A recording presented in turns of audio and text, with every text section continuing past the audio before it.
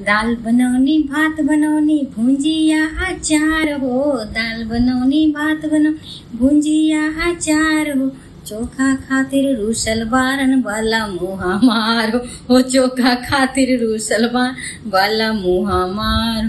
बनाई खाए गईनी साक्षी बाजार हो, बनाई खाई गईनी बिष्टुपुर बाजार, बाजार में के लोग पूछे एके हमें तोहार, बाजार में के लोग पूछे एके हमें तोहार है। सासू जी के बेटा हमें ननदी के भाई हो, सासू जी बेटा हमें ननदी के भाई हो, ये जुल्फी वाला हमें वाला मुँह मार हो, ये जुल्फी वाला हमें वाला मुँह मार।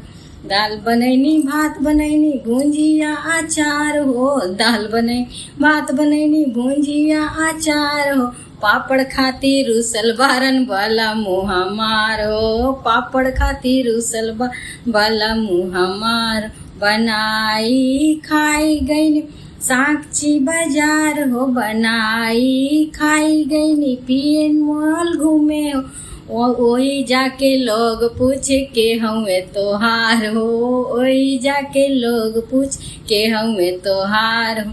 सासू जी के बेटा हवे ननदी के भाई हो, ये जुल्फी वाला वाला मुँह मार हो, ये जुल्फी वाला सही हम